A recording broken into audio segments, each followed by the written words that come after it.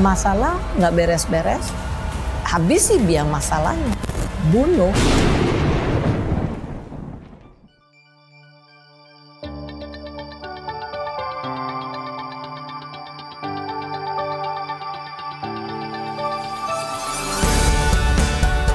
Kemenangan yang saya dapatkan itu semuanya karena kasih anugerah Tuhan yang memberikan kekuatan buat hidup saya. Perjumpaan kembali dengan Tuhan itu membuat saya meninggalkan kebiasaan buruk semua. Tuhan pasti buka jalan.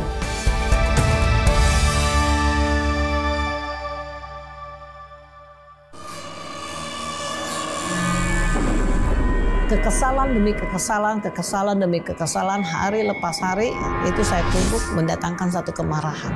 Saya benci dengan suami saya juga benci dengan keluarga besar. Masalah nggak beres-beres, habisi biang masalahnya, bunuh. Saya cuma ada dua pilihan yang diperhadapkan. Saya bunuh diri atau saya menyerahkan diri kepada polisi.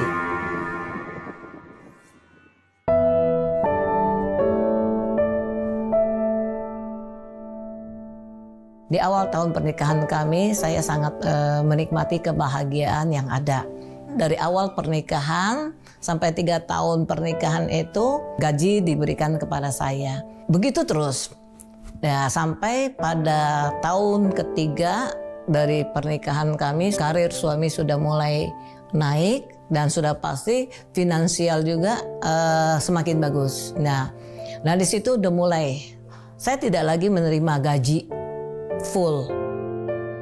Saya sebagai istri, dan setiap saya bertanya kepada suami tentang hal keuangan, selalu mengatakan tidak punya uang. Bahkan pada saat ngasih uang juga dengan omelan, dengan cacian, dengan makian, dan bahkan terkadang-kadang dilempar uang itu. Tetapi di saat pihak keluarga besar butuh uang, itu selalu ada uang.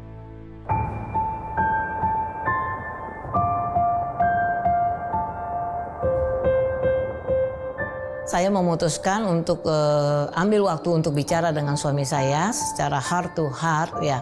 Saya tanya kepada suami saya, kenapa sih lu kok begini? Dan juga yang kedua, kenapa sih ya dulunya gaji sekarang udah enggak lagi? Ya, emangnya ada apa sih? Dan di saat saya selalu bertanya tentang gaji, di saat saya selalu bertanya tentang keuangan dipergunakan buat apa, suami saya tidak pernah memberi jawaban. Di saat kondisi rumah tangga seperti ini, itu saya simpan sendiri. Saya hadapi segala sesuatu sendiri dan itu saya simpan sendiri di dalam hati dan pikiran saya. Dan akhirnya membuat saya stres, membuat saya sebetulnya bukan lagi kita stres ya, tapi bisa dikatakan depresi.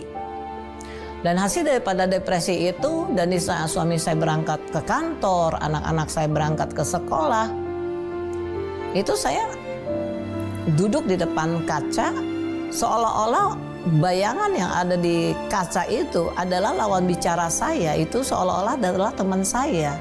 Lalu saya bertanya kepada kaca ini, kenapa ya begini? Kenapa hidup ini begini? Enggak pernah ada keadilan. Ya, kenapa kok suami saya lebih memihak kepada keluarganya? Kenapa sih suami nggak pernah mikirin keadaan rumah tangga? Kenapa sih? Dan terus kenapa dan kenapa dan kenapa? Dan akhirnya di hati dan pikiran saya terbersit, masalah nggak beres-beres, habisi biang masalahnya, bunuh gitu. Dan itu saya pikirkan sejenak dan saya renungkan sejenak. Iya ya, kalau orangnya udah nggak ada, masalah beres.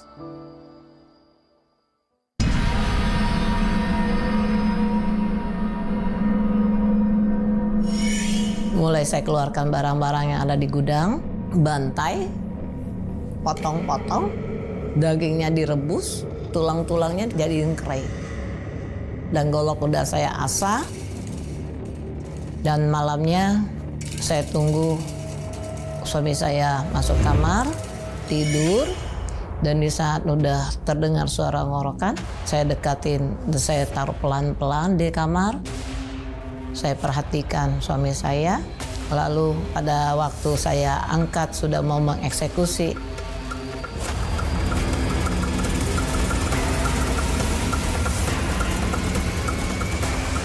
entah kenapa saya ingat sama Tuhan.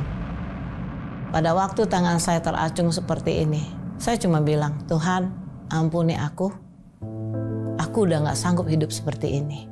Dan di saat saya mau bergerak seperti ini, tangan saya kaku, badan saya kaku, saya nggak bisa bergerak.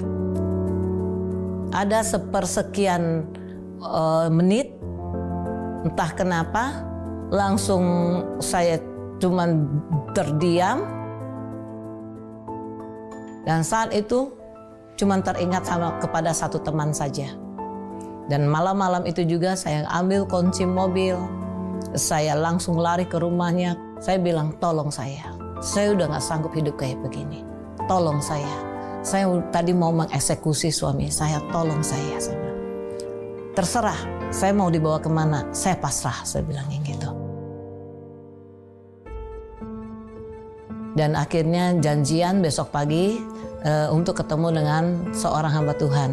Saya ceritakan semua kronologis yang ada.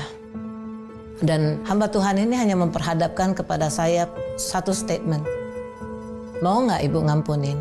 Terutama suami dan keluarga besar suami dan orang-orang yang terkait yang menurut ibu yang sudah melukai hati ibu, yang sudah mengecewakan ibu. Dan entah kenapa pada saat itu saya jawab, mau Pak. Saya mau ngampunin. Cuman saya nggak tahu saya harus bagaimana.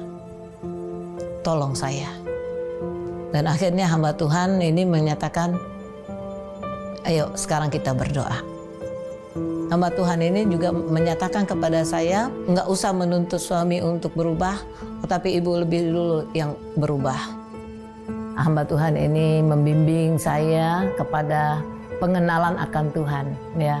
Saya diajarkan untuk berdoa, ya, dan saya juga diajak untuk merenungkan firman Tuhan. Jadi bukan cuma membaca firman Tuhan saja, tetapi membaca dan merenungkan firman Tuhan dan meresponi firman Tuhan itu. Dan saya juga diingatkan oleh hamba Tuhan ini untuk terus belajar untuk mengampuni, karena kuasa pengampunan itu adalah satu jembatan untuk satu pemulihan. Saya tidak hanya diberkati oleh hamba Tuhan, tetapi saya juga diberkati oleh firman Tuhan yang ada pada Galatia 5 ayat 22 dan 23. Di situ tentang buah roh. Saya ingat tentang pengendalian diri, tentang buah roh.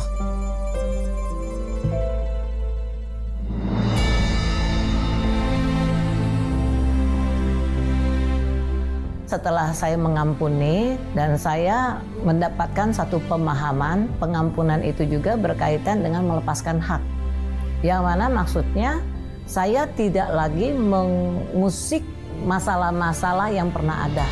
Saya terus berdoa untuk suami saya dan anak-anak saya, dan di situ pemulihan demi pemulihan terjadi. Sampai akhirnya juga suami saya cari Tuhan, dan komunikasi antara saya dan suami sudah mulai mencair, dan keterbukaan akan hal finansial juga sudah terbuka. Dan di saat saya ada keluh kesah atau saya ada satu persoalan ataupun ada satu permintaan, suami sudah mulai mendengar dan meresponinya.